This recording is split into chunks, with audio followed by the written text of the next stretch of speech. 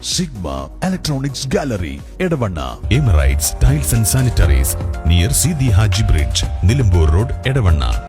Aranjikkal granite unit Pathappiriyam Edavanna.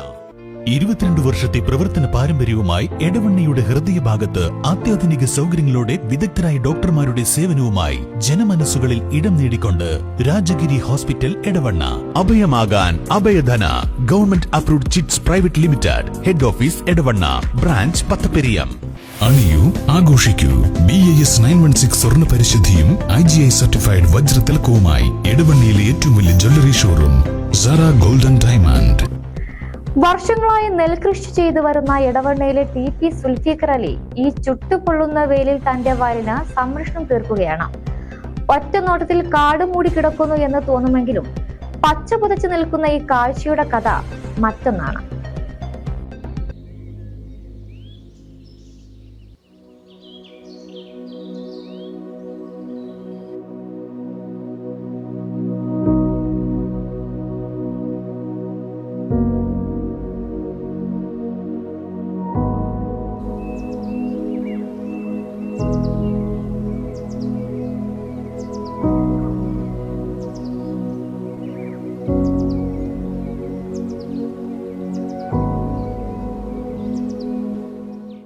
കൊയ്ത്ത് കഴിഞ്ഞ പാടത്ത് ചുട്ടുപൊള്ളുന്ന വെയിലാണിപ്പോൾ. എല്ലായിടത്തും വയൽ വിണ്ടുകീറി കിടക്കുന്നു. എന്നാൽ റിട്ടയർഡ് അധ്യാപകൻ TP സുൽഫിക്കർ അലിയുടെ വയൽ സ്ഥിതി മറിച്ചാണ്. കാടുമൂടി കിടക്കുകയല്ല, വയലോരകളിൽ നിറയെ ധാന്യച്ചെടികളാണ്. അടുത്ത നെൽകൃഷിക്ക് ഇതെല്ലാം പച്ചില വളമാക്കുകയും ചെയ്യും. വീട്ടാവശ്യത്തിന് ധാന്യങ്ങൾ കിട്ടുന്നുണ്ടെന്നും സുൽഫിക്കർ അലി പറഞ്ഞു. ചോളം, തിന, ബജ്ര, റാഗി, ചെറുപയർ, വൻപയർ, ഉഴുന്ന്, എള്ള് എന്നിവയും പച്ചിലച്ചെടിയുമാണ് ഇവിടെ ഒന്നിച്ചു വിതച്ചത്. തന്റെ 4 പശുക്കൾക്കും ആവശ്യമായ ചോളം ചെടി തീറ്റയായി ലഭിക്കുന്നുണ്ടെന്നും ഇദ്ദേഹം പറയുന്നു. വേനൽക്കാലത്ത് മണ്ണിനുമേൽ ഈ ചെടികൾ ഒരു ഹരിതപന്തലായി വർദ്ധിക്കുന്നു. ഇതുവഴി മണ്ണിലെ സൂക്ഷ്മജീവികളെ നിലനിർത്താനാകും. ചെടികളെല്ലാം വളമാകുന്നതോടെ അടുത്ത കൃഷിക്ക് ഏറെ സൂക്ഷ്മമൂലകങ്ങളും ലഭിക്കും.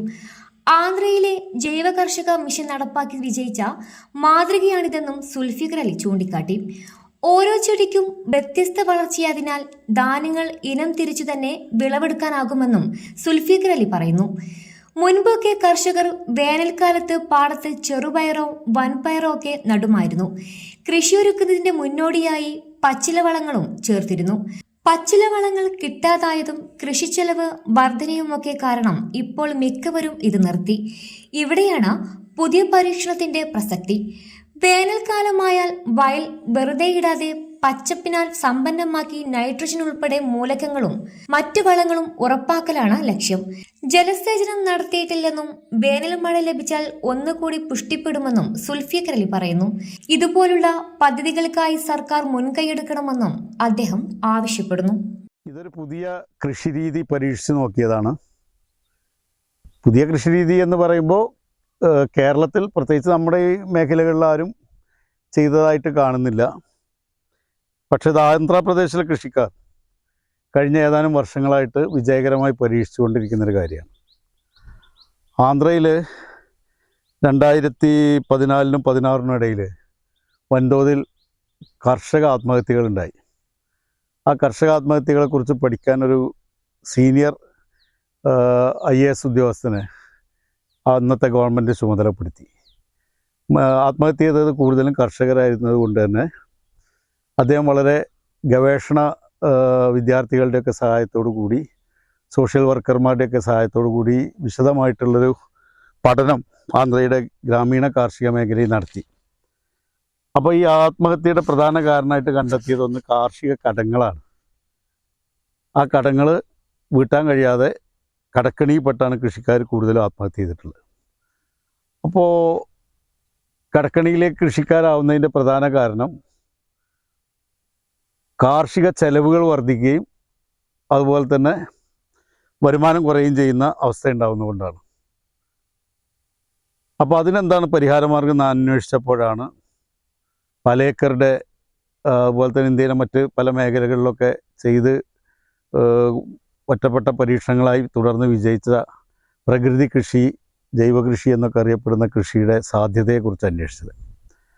അപ്പോൾ അതിനവർ സ്വീകരിച്ചൊരു മാർഗം, ഒന്ന് രാസവളത്തിൻ്റെ അമിത ഉപയോഗം ഒഴിവാക്കുക, രണ്ട് രാസകീടനാശിനികളുടെ പ്രയോഗം ഒഴിവാക്കുക, മൂന്നാമത്തത് സംയോജിത കൃഷി, അതായത് പശു വളർത്തൽ, അതുപോലെ തന്നെ നമ്മുടെ പോൾട്ടറി, ആട് വളർത്തൽ, അതുപോലെ തന്നെ അതിൻ്റെ അനുബന്ധമായിട്ട് മത്സ്യകൃഷി, അതുപോലെ തന്നെ വ്യത്യസ്ത ഇനം വിളകൾ ഒന്നിച്ച് കൃഷി ചെയ്യുന്ന രീതി, ഇങ്ങനെയുള്ള ഒരുപാട് കാര്യങ്ങൾ അവർ പരീക്ഷിച്ചു.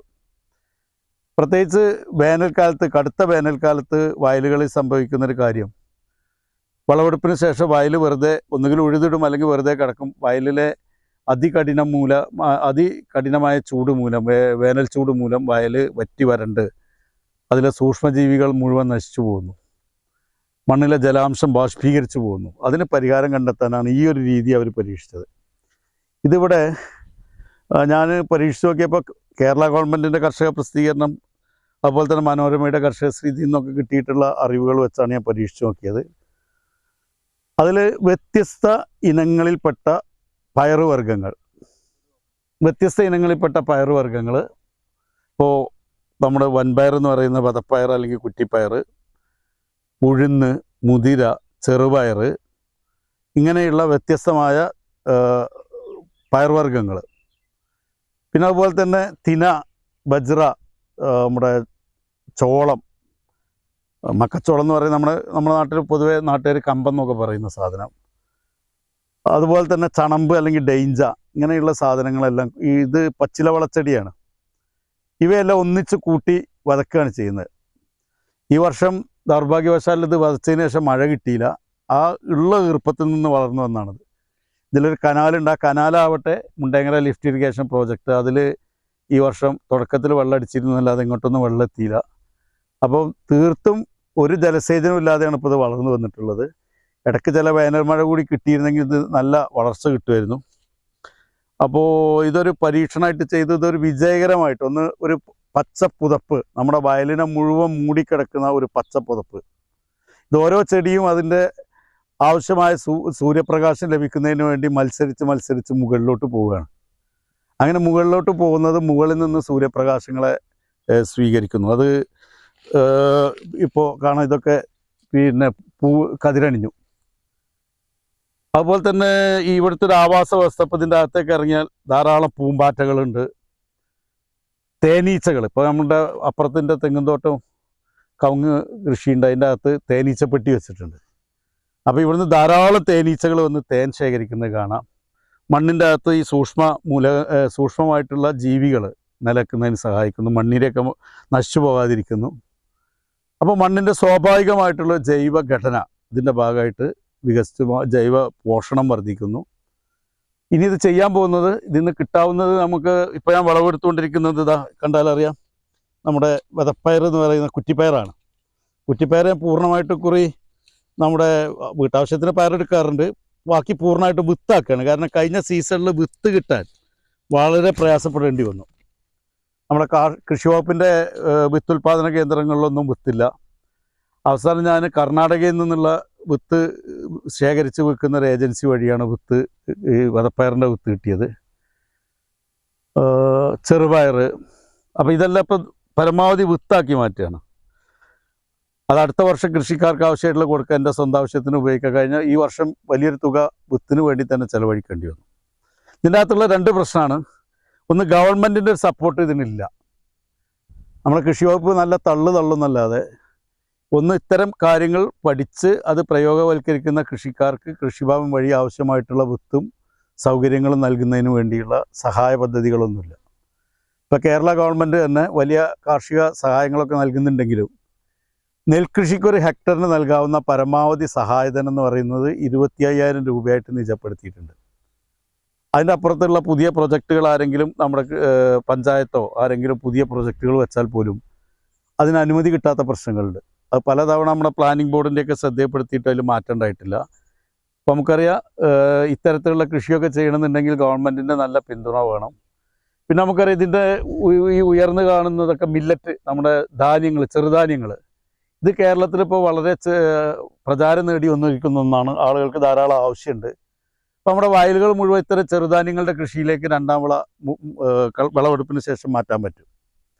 അപ്പോൾ അതിന് ഗവൺമെൻറ്റിൻ്റെ നല്ല പിന്തുണ വേണം. മറ്റൊരു വലിയ പ്രശ്നം ഇതിൻ്റെ വിളവെടുപ്പുമായിട്ട് ബന്ധപ്പെട്ട് തൊഴിലാളികളുടെ ലഭ്യത കുറവാണ്. അപ്പോൾ ഗവൺമെൻറ് ചെയ്യേണ്ട ഒരു കാര്യം, ഇത്തരം കൃഷിയിൽ നമ്മുടെ വിളവെടുപ്പിൻ്റെയൊക്കെ സമയത്ത് പ്രാദേശികമായിട്ട് ഇത്ര കൃഷി ചെയ്തിട്ടുണ്ടെന്നുള്ളതെല്ലാം നോക്കി തൊഴിലുറപ്പ് തൊഴിലാളികളെ ഇതിൻ്റെ വിളവെടുപ്പ് ഉൾപ്പെടെയുള്ള കാര്യങ്ങളിൽ സഹകരിപ്പിക്കാനുള്ള ഒരു നിലപാടുണ്ടാവണം. ഇത് നമ്മുടെ കേരളത്തിലെ എല്ലാ വയലുകളിലേക്കും വ്യാപിപ്പിച്ചു കഴിഞ്ഞാൽ നമുക്കാവശ്യമായിട്ടുള്ള ചെറുധാന്യങ്ങളും അതുപോലെ തന്നെ പയർവർഗ്ഗങ്ങളും അതുപോലെ തന്നെ മറ്റ് കാര്യങ്ങളൊക്കെ ഇവിടെ തന്നെ, ധാന്യങ്ങളൊക്കെ ഇവിടെ തന്നെ ഉൽപ്പാദിപ്പിച്ചെടുക്കാൻ കഴിയും. നമ്മുടെ വയലുകളെ സംരക്ഷിക്കാൻ കഴിയും.